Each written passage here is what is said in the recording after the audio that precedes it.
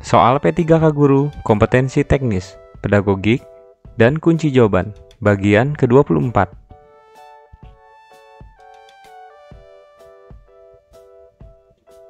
Untuk menentukan tindak lanjut pembelajaran, tindakan yang perlu dilakukan guru adalah A.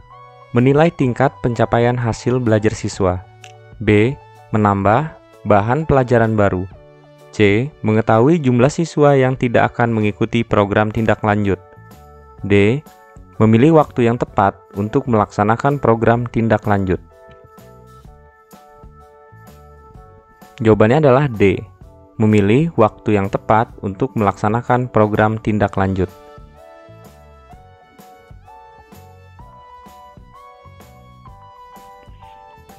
Instrumen yang digunakan untuk menilai perilaku siswa dalam proses pembelajaran adalah A. Pedoman observasi. B. Kuesioner. C. Pedoman wawancara. D. Tes hasil belajar. Jawabannya adalah A. Pedoman observasi. Sebelum guru menyusun soal-soal untuk menilai hasil belajar peserta didik, manakah yang pertama kali harus dipelajari? A. Buku sumber yang digunakan. B. Kurikulum dan silabus. C. Indikator pencapaian kompetensi. D. Kemampuan awal siswa. Jawabannya adalah C. Indikator pencapaian kompetensi.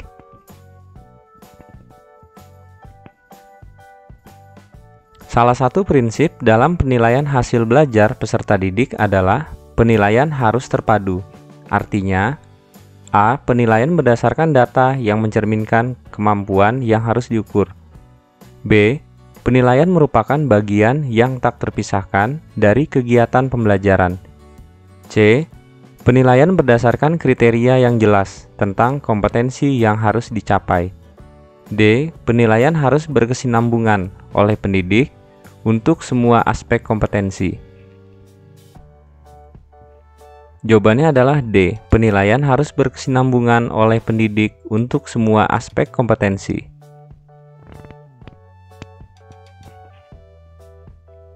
Instrumen penilaian hasil belajar yang digunakan pendidik harus memenuhi persyaratan berikut, kecuali A.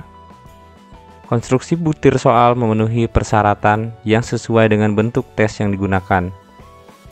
B. Substansi yang diukur mempresentasikan kompetensi yang dinilai.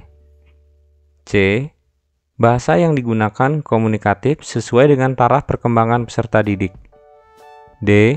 Digunakan untuk ulangan tengah semester dan ulangan akhir semester.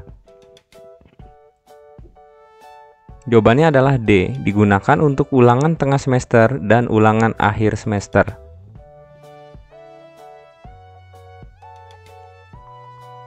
Untuk mengetahui prestasi belajar yang dicapai oleh semua peserta didik pada satu rombongan belajar dapat dilakukan dengan menghitung nilai A. Min, B. Modus, C. Median, D. Simpangan baku.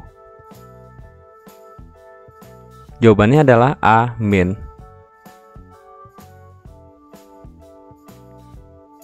Standar penilaian pendidikan merupakan acuan bagi guru dalam melaksanakan A. Penilaian hasil belajar peserta didik. B. Penilaian proses pembelajaran yang dilakukan guru. C. Penilaian silabus dan RPP. D. Penilaian standar kompetensi lulusan. Jawabannya adalah A. Penilaian hasil belajar peserta didik.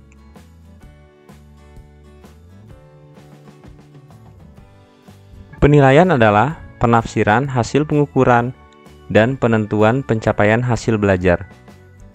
Penilaian dapat berupa hasil belajar peserta didik yang tidak dipengaruhi oleh kepentingan penilai, perbedaan latar belakang agama, sosial ekonomi, budaya, bahasa, gender, dan hubungan emosional.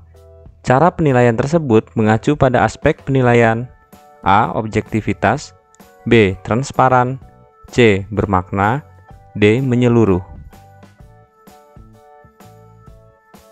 Jawabannya adalah A. Objektivitas.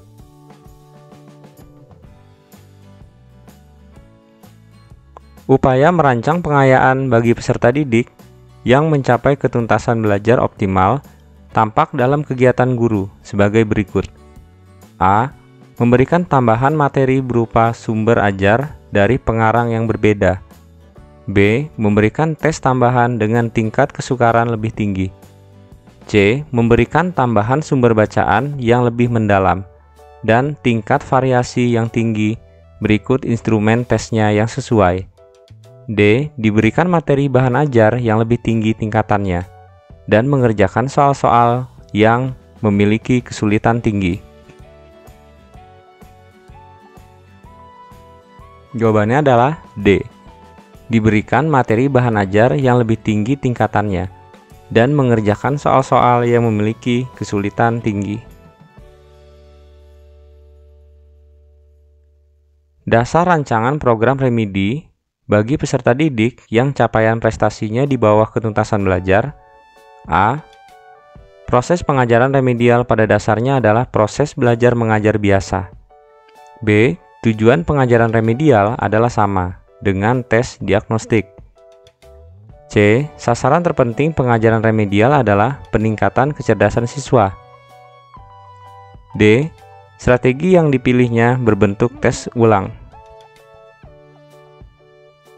Jawabannya adalah C. Sasaran terpenting pengajaran remedial adalah peningkatan kecerdasan siswa.